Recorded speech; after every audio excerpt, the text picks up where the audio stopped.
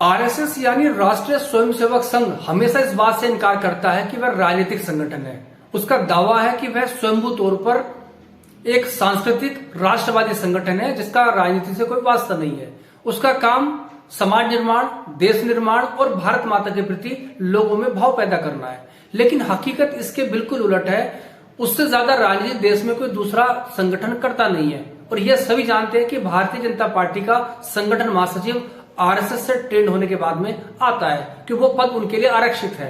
जो आरएसएस में उनका जो प्रचारक होता है फुल टाइमर, उसकी बीजेपी में एंट्री संगठन महासचिव के तौर पर होती है, राज्य स्तर पर भी और राष्ट्रीय स्तर पर भी। ऐसे में जबकि 2024 में चुनाव होना है और आरएसएस अपने जन्म शताब्दी यानी अपनी स्थापना का 100वां वर्ष मनाएगा, तो उसके सामने सबसे बड़ी चुनौती यह है कि किसी तरह से 2024 में नरेंद्र मोदी की सरकार की वापसी हो, बीजेपी की फिर से वापसी हो, ताकि जो उसका हिंदू राष्ट्र का सपना है वो पूरा हो सके। यही वजह है कि लगातार मोहन भागवत उनके पक्ष में बैटिंग करते नजर आए हैं, खास तौर पर उन मौके पर भी जब मोदी सरकार पर वैश्विक स्तर पर बहुत बड़े सवाल हो, चाहे वो कोरोना सेकेंड वेव में तमाम हजारों लोगों की मौत हुई थी, तब भी वो कहीं ना कहीं सरकार पे कंधे पर हाथ रखते नजर आए थे। उसके अलावा जब तबलीगी जमात के नाम पर जिस तरह से एक धर्म विशेष को निशाना बनाया गया था, वैश्विक स्तर पर भारत की निंदा हुई थी, तब भी उन्होंने जो था एक इनडायरेक्टली सरकार को बचाने के लिए वो आगे आए थे। उन्होंने कहा था कि एक पक्ष को, एक संप्रदाय को निशाना नहीं बनाना चाहिए। दरअसल मंशा उनकी कहीं ना कहीं नरेंद्र मोदी की फेस सेविंग रही है, न कि कांग्रेस का सपोर्ट करने की।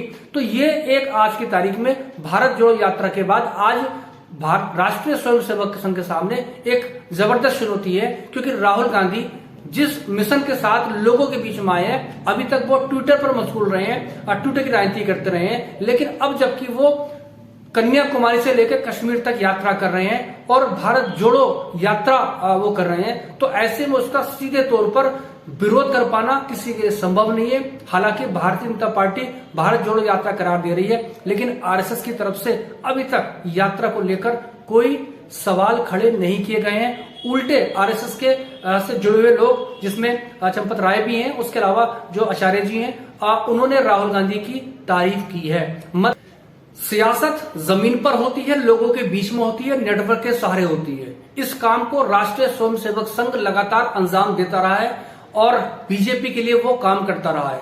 और खास तौर पर नरेंद्र मोदी और अमित शाह के युग में बीजेपी ने जो जीत हासिल की है, उनकी एक अपना राजनीतिक अंदाज है, अपने तौर तरीके हैं। और इसी काल में ये तथाकथित जो नफरत है, समाज का जो डिवीजन हुआ है, बंटवारा हुआ है वैचारिक आधार पर, ये सामने आया है। और इस समाज के बंटवारा होने के बाद सीधे तौर पर फायदा बीजेपी को मिला है। न सिर्फ जो बीजेपी दावा करती है कि दुनिया की वो सबसे बड़ी पार्टी है, और साथ ही साथ इस शताब्दी का लगातार 2 बार प्रचंड बहुमत मोदी के नाम पर बीजेपी को मिला है। ऐसे में कांग्रेस के जो कार्यकर्ता थे, जो लगातार 2 हार हुई थी, उनके हौसले पस्त हो गए थे। और विधानसभा स्तर पर बात करें तो 39 राज्यों में उसकी हार हुई थी। तो ऐसे में कांग्रेस के सामने न सिर्फ वजूद बचाने का संकट था, बल्कि कार्यकर्ताओं को एक्टिव करने का बहुत बड़ा चुनौती थी। राहुल गांधी की भारत जोड़ो यात्रा के बाद स्थिति बदली है। कांग्रेस कार्यकर्ताओं को लगता है कि वो जीत सकते हैं, तो वो अब एक तरह से कह सकते हैं एकजुट भी होते हुए नजर आ रहे हैं। दरअसल यही बीजेपी और आरएसएस के लिए एक मुसीबत की स्थिति है। यही वजह है कि वो इसको लेकर बहुत रक्षात्मक मुद्रा में है और कह सकते हैं कि बिल्कुल हाई अलर्ट हैं, क्योंकि अभी तक ये लग रहा था कि बीजेपी आराम के साथ 2024 में मोदी के नाम पर चुनाव जीत लेगी। लेकिन जब से भारत जोड़ो यात्रा शुरू हुई है, नैरेटिव बदला है। राहुल गांधी की छवि जो जिस तरह से प्रचारित की गई थी, उसमें बदला है, क्योंकि लोग उनको अपने बीच में देख रहे हैं, सड़क पर पैदल चलते हुए। हर दिन वो 20 से लेकर 25-26 किलोमीटर पैदल चलते हैं, लोगों से मिलते हैं, गले लगाते हैं, उनसे बात करते हैं, संगठनों से मिलते हैं।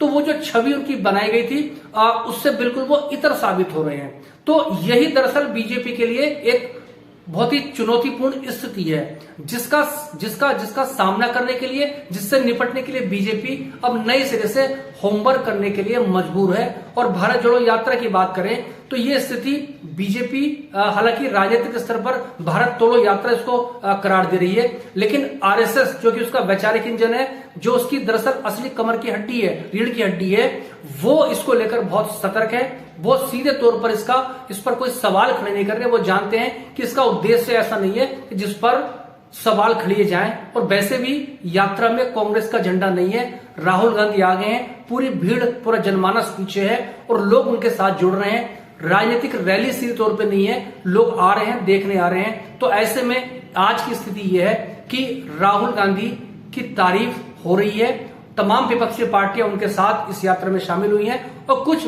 अप्रत्यक्ष तौर पर उनका समर्थन कर रही हैं, लेकिन विरोध नहीं कर रही हैं। और उधर आरएसएस की बात करें तो वो भी विरोध नहीं कर रहा है। कुछ नेताओं के मुंह से उनकी तारीफ के सुर देखने को, सुनने को मिले हैं।